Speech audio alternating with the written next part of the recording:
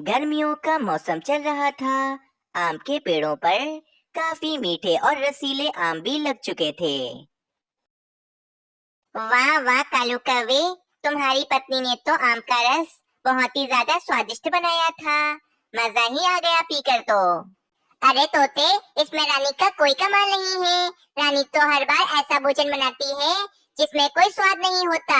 ये सारा कमाल तो हमारे मीठे मीठे आमों का है। दूसरी तरफ मीनू चिड़िया आम के पेड़ के पास आती है और आम के पेड़ से कहती है, पेड़ भाई, आपका बहुत बहुत शुक्रिया कि आप हमें इतने मीठे और स्वादिष्ट आम खिलाते हैं। हमें तो आपके आम खाकर ही बहुत ज्यादा आनंद आ जाता है। मीनू चिड़िया, ये तो मुझे पता है कि मैं बहुत ही मीठे और रसीले आम देता हूँ, परंतु तुम भी तो कितनी अच्छी हो। तुम मुझसे कितनी बातें करती हो और मेरा कितना ज्यादा ख्याल रखती हो।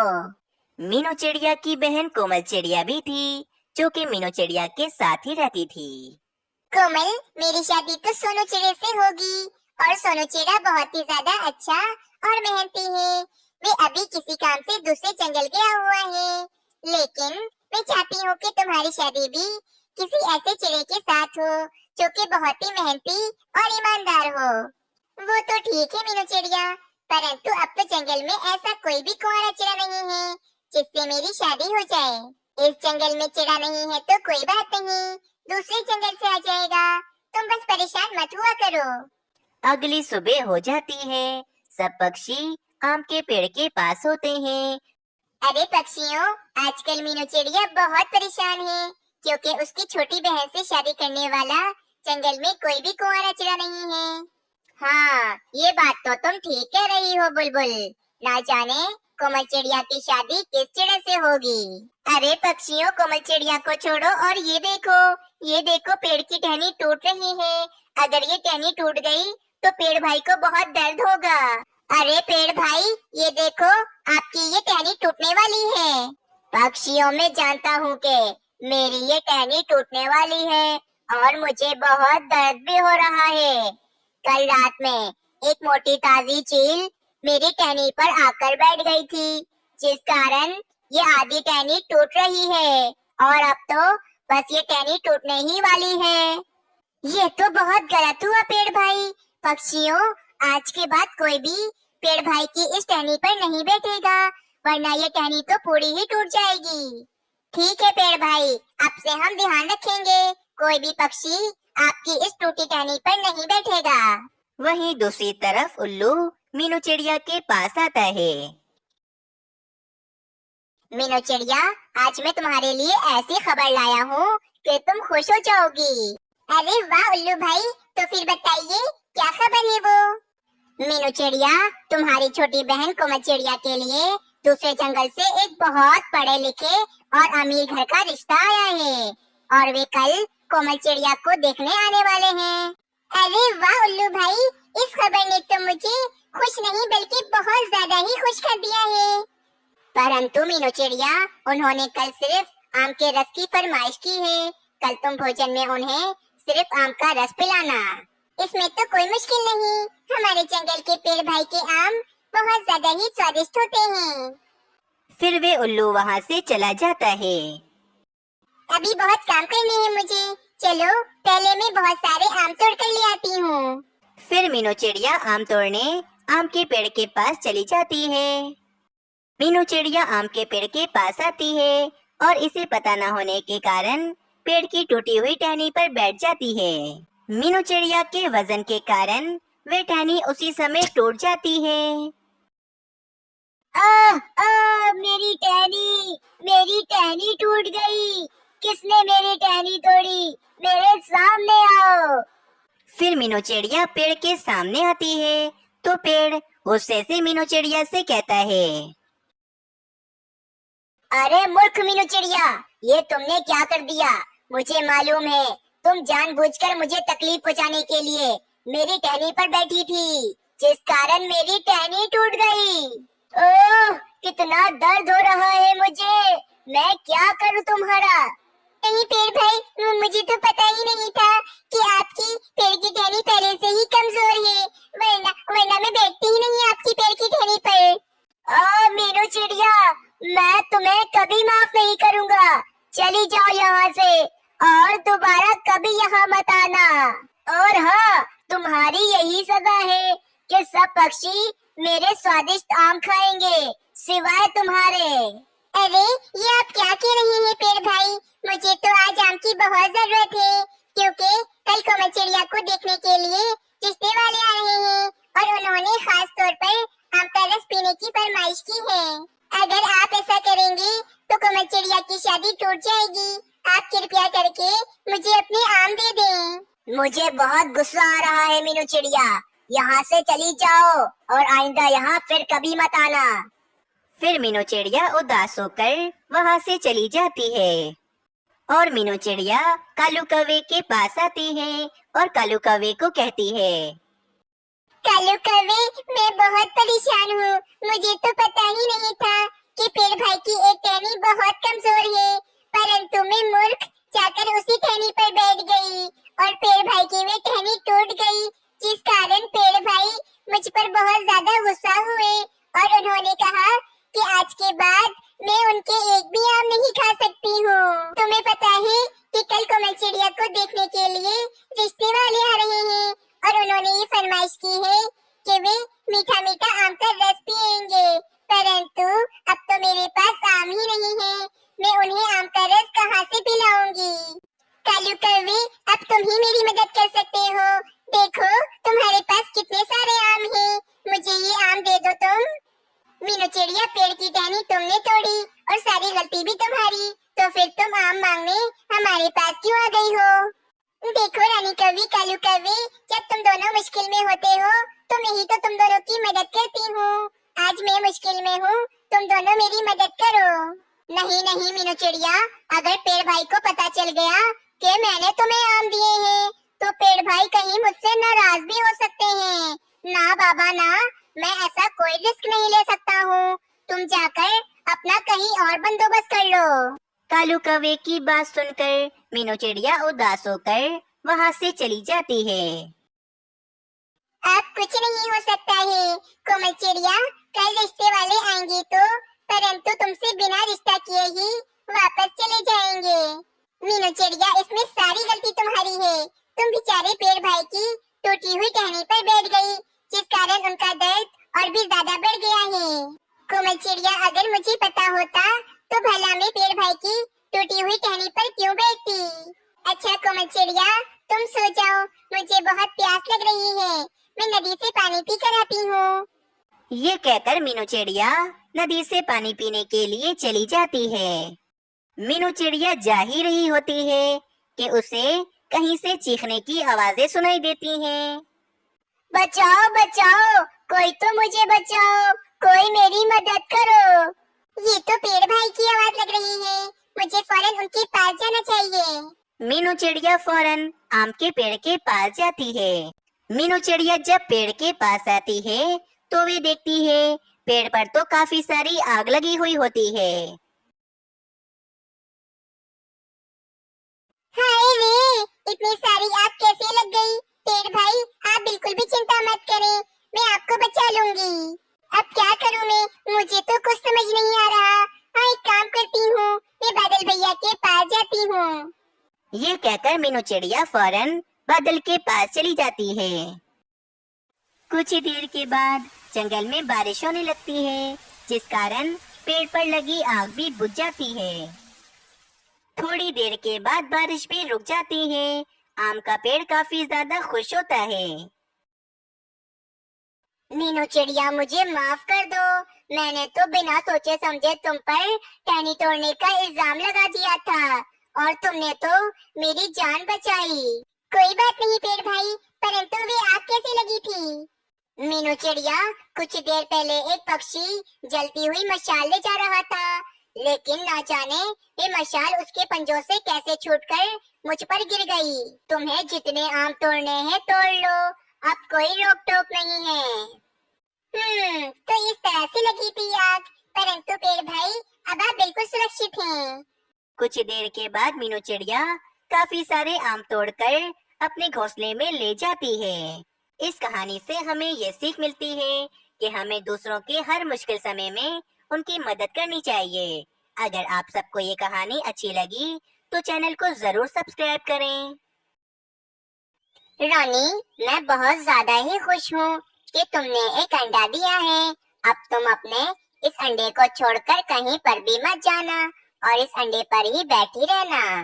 हाँ हाँ कालू जी, मैं इस अंडे का राजू कौवे से भी ज्यादा ख्याल रखूंगी। तुम बिल्कुल भी चिंता मत करो। रॉनी, मैं भोजन ढूंढने के लिए जा रहा हूँ। मुझे आते आते थोड़ा समय लग जाएगा। तुम अंडे को अकेला छोड़कर कहीं पर भी मत जाना। ये कहकर वे कालू कौवा भोजन ढूंढने के लिए निकल जाता है। मम्मा, मैं भी खेलने के लिए जा रहा हूँ। आप अंडे को अकेला छोड़कर कहीं पर भी मत जाना। ये कहकर राजू कौवा खेलने के लिए चला जाता है। कालू जी भोजन ढूंढने के लिए चले गए और राजू कौवा खेलने के लिए चला गया। मैं क्या करूँ? हाँ, मैं अपनी दोस्त सोनी कौवी के पास चली जाती हूँ। बराबर में जो मीनू चिड़िया रहती है, मैं मीनू चिड़िया से कह देती हूँ कि मैं अपनी दोस्त सोनी कौवी के पास जा रही हूँ। मैं जब तक नहीं आ जाती, जब तक मीनू चिड़िया मेरे अंडे का अच्छे से ध्यान रखे। ये कहकर रानी कौवी मीनू चिड़िया के घोंसले में चली जाती है।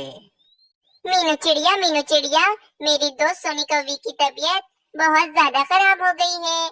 मुझे फौरन उसे मिलने के लिए जाना पड़ेगा। जब तक मैं नहीं आ जाती, क्या तुम मेरे अंडे का ध्यान रख सकती हो?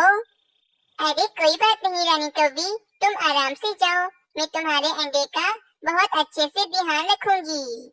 मीनू चिड़िया, मुझे पता था कि तुम मुझे मना नहीं करोगी, जभी तो मैं तुम्हारे पास आई हूँ। चलो अब मैं चलती हूँ। ये कहकर वे रानी कौवी अपनी दोस्त सोनी कौवी के पास चली जाती है। आज का भोजन तो मैंने कल ही ढूंढ लिया था, इसीलिए आज मुझे भोजन ढूंढने की कोई जरूरत नहीं है। मैं आज रानी कौवी के अंडे का ध्यान रखूंगी। मीनू चिड़िया अपने घोंसले से ही बैठी रानी कौवी के अंडे का ध्यान रख रही होती है। रानी कौवी के पेड़ के बराबर में एक बड़ा सा आम का पेड़ भी होता है, जिसमें बड़े बड़े आम लगे हुए होते हैं।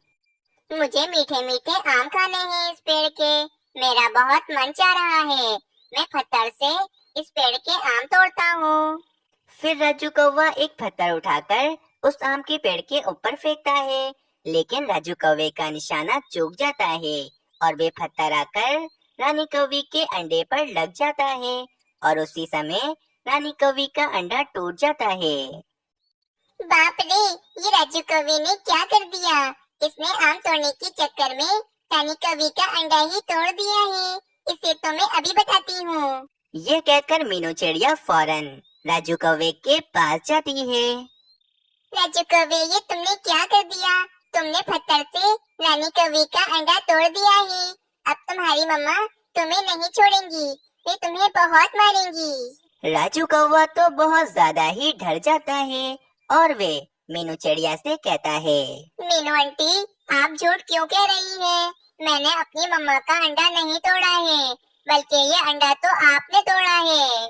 क्या राजू कौवे, तुम झूठ क्यों कह रहे हो? तुमने आम तोड़ने के चक्कर में पत्थर रानी कौवी के अंडे पर मार दिया है, जिसके कारण वे अंडा टूट गया है और तुम अब इल्जाम मुझ पर लगा रहे हो। ये सारी बातें हो रही होती हैं कि वहाँ पर रानी कौवी और कालू कौवा भी आ जाते हैं। मम्मा, मीनू आंटी ने आपका अंडा तोड़ दिया है और मीनू आंटी मुझ पर इल्जाम लगा रही हैं कि मैंने आपका अंडा तोड़ा है। क्या राजू कौवे, ये तुम क्या कह रहे हो? मीनू चिड़िया, तुमने मेरा अंडा कैसे तोड़ा? तुम्हें तो मैं छोड़ूंगा नहीं। हाँ मीनू चिड़िया, मैंने तो तुम्हें अपने अंडे का ख्याल रखने के लिए कहा था ना, तो तुमने मेरा अंडा तोड़ दिया। नहीं रानी कौवी, कालू कौवी, तुम्हारा बेटा राजू कौवा झूठ कह रहा है। इसने ही पत्थर मारकर तुम्हारा अंडा तोड़ा है। नहीं मम्मा, ये मीनू आंटी झूठ कह रही हैं। ये अपना इल्जाम मुझ पर लगा रही हैं। मैंने ये अंडा नहीं तोड़ा है। हाँ राजू कौवे, मैं जानती हूँ कि तुम झूठ नहीं कह रहे हो। ये झूठ तो मीनू चिड़िया कह रही है। कालू जी, मीनू चिड़िया ने हमारा अंडा तोड़ दिया है। इसको तो सबक सिखाना ही पड़ेगा। रानी, कोई बात नहीं, मीनू चिड़िया ने जानबूझकर हमारा अंडा नहीं तोड़ा होगा। मीनू चिड़िया, तुम बिल्कुल भी परेशान मत हो। कालू जी, ये तुम क्या कह रहे हो? एक तो मीनू चिड़िया ने हमारा अंडा तोड़ दिया है और तुम इस मीनू चिड़िया से ही कह रहे हो कि ये मीनू चिड़िया परेशान ना हो। रानी, तुम घोंसले में चलो, मैं तुम्हें सब समझाता हूँ। और फिर कालू कौवा रानी कौवी को लेकर घोंसले में आ जाता है। रानी, इस मीनू चिड़िया को तो मैं सबक सिखाकर ही रहूंगा, क्योंकि इस मीनू चिड़िया ने हमारा अंडा तोड़ दिया है। देखो रानी, मीनू चिड़िया ने अपने घोंसले में 2 अंडे दिए हुए हैं। हम भी मीनू चिड़िया के दोनों अंडे तोड़ देंगे और इस तरह हमारा बदला पूरा हो जाएगा। फिर कालू कौवा रानी कौवी को अपना उपाय बताता है। वाह कालू जी, बहुत बढ़िया उपाय है तुम्हारा। अब मीनू चिड़िया से हम अपना बदला ले पाएंगे। अगली सुबह हो जाती है। कालू कौवा और रानी कौवी मीनू चिड़िया के पास आते हैं। मीनू चिड़िया, हम अभी बादल भैया के पास से आ रहे हैं। बादल भैया ने हमसे कहा है कि कल हमारे जंगल में बहुत तेज बारिश होगी और साथ ही साथ बहुत तेज हवाएं भी चलेंगी। हाँ मीनू चिड़िया, शायद कल हमारे जंगल में तूफान भी आ सकता है, इसीलिए ये बात हम तुम्हें बताने के लिए आए हैं। तुमने तो अपने 2-2 अंडे भी दिए हुए हैं, तुम्हें इन अंडों का भी ख्याल रखना होता है। मीनू चिड़िया, तुम आज ही अपने ये दोनों अंडे लेकर हमारे बराबर वाले जंगल में चली जाओ, क्योंकि उस जंगल में बारिशें बहुत ही कम होती हैं। हाँ, और उस जंगल में तुम्हारे अंडे भी सुरक्षित रहेंगे और तुम आराम से रह सकोगी। अच्छा, कालू कौवे, रानी कौवी, तुम दोनों का बहुत बहुत शुक्रिया कि तुम दोनों ने मुझे ये बात बता दी, वरना तो कल तेज बारिश और तेज हवाओं की वजह से मैं अपने अंडों से हाथ धो बैठती। पर रानी कौवी, कालू कौवे, तुम दोनों क्या इसी जंगल में रहोगे? नहीं नहीं मीनू चिड़िया, मैं और कालू जी और राजू कौवा मेरी माँ के घर चले जाएंगे। हम भला इस जंगल में इतने तूफान में कैसे रह सकते हैं?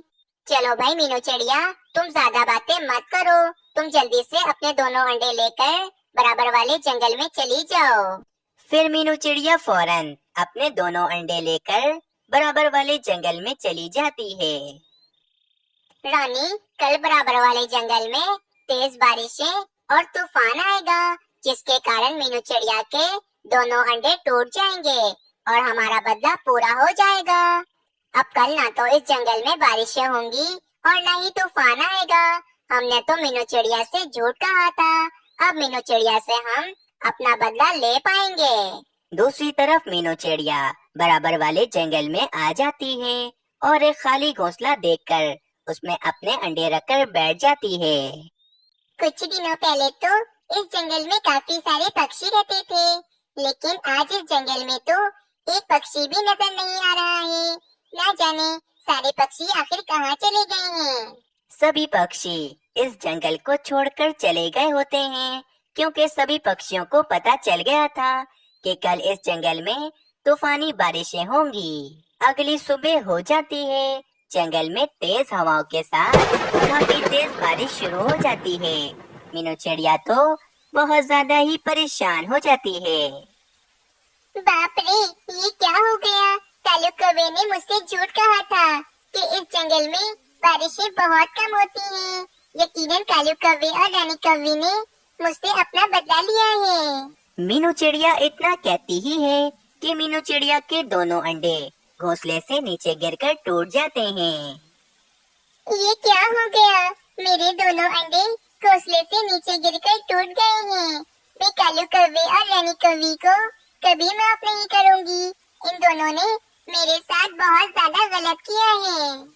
अंडे टूटने की वजह से मीनू चिड़िया बहुत ज्यादा उदास हो जाती है और सारा दिन मीनू चिड़िया बारिश में ही भीगती है। मेरे दोनों अंडे टूट गए, जैसे मेरी जिंदगी ही चली गई हो। मैं बहुत ज्यादा उदास हूँ। अब मैं अपने अंडों के बिना कैसे रहूंगी? कालू कौवे और रानी कौवी को तो मैं कभी माफ नहीं करूंगी। अगले दिन बारिश भी रुक जाती है, लेकिन मीनू चिड़िया तो आज भी बहुत ज्यादा ही उदास होती है। अब मैं दोबारा कभी उस जंगल में नहीं जाऊंगी। मैं हमेशा इसी पेड़ पर रहूंगी। दूसरी तरफ कालू कौवा, रानी कौवी और राजू कौवा घूमने के लिए पहाड़ों की तरफ आए हुए होते हैं। रानी, अब तक तो मीनू चिड़िया के दोनों ही अंडे टूट गए होंगे और मीनू चिड़िया को पता चल गया होगा कि कालू कौवे और रानी कौवी से पंगा लेने का अंजाम यही होता है। बस कालू कौवा इतना कहता ही है कि पहाड़ की चोटी से एक बड़ा सा पत्थर आकर राजू कौवे के ऊपर गिर जाता है। राजू, मेरे बेटे, ये तुम्हें क्या हो गया? ये ना जाने इतना बड़ा पत्थर राजू तुम पर कैसे गिर गया? मम्मा, लगता है मुझे मेरे झूठ बोलने की सजा मिली है। मैंने मीनू आंटी के साथ बहुत गलत किया है। वो अंडा मैंने ही तोड़ा था और मैंने मीनू आंटी पर इल्जाम लगाया था कि वे अंडा मीनू आंटी ने तोड़ा है। बस इतना कहते ही राजू कौवा उसी समय दम तोड़ देता है। कालू कौवे और रानी कौवी को तो समझ में नहीं आ रहा था कि उन दोनों ने मीनू चिड़िया के साथ कितना गलत किया है। रानी, हमने मीनू चिड़िया के साथ कितना गलत किया है और शायद ये हमें उसी की सजा मिल रही है। हाँ कालू जी, हमें मीनू चिड़िया से माफी मांग लेनी चाहिए। हमने उस बेचारी मीनू चिड़िया के साथ बहुत ज्यादा गलत किया है। ये कहकर कालू कौवा और रानी कौवी फौरन मीनू चिड़िया के पास चले जाते हैं। कालू कौवा मीनू चिड़िया के पास आता है और मीनू चिड़िया को सारी बात बताने लगता है। मीनू चिड़िया, हमने तुम्हारे साथ बहुत ज्यादा गलत किया था और हमें इसी की सजा मिली है। आज हमारा राजू हमारे साथ नहीं है। हाँ मीनू चिड़िया, और राजू कौवे ने ये भी बता दिया है कि मेरा अंडा तुमने नहीं बल्कि राजू कौवे ने तोड़ा था। मीनू चिड़िया, हमें माफ कर दो। हम आगे से कभी भी किसी के साथ भी गलत नहीं करेंगे। और फिर मीनू चिड़िया कालू कौवे और रानी कौवी को माफ कर देती है। इस कहानी से हमें ये सीख मिलती है कि अगर हम किसी के साथ गलत करते हैं तो एक ना एक दिन हमारे साथ भी गलत जरूर होता है।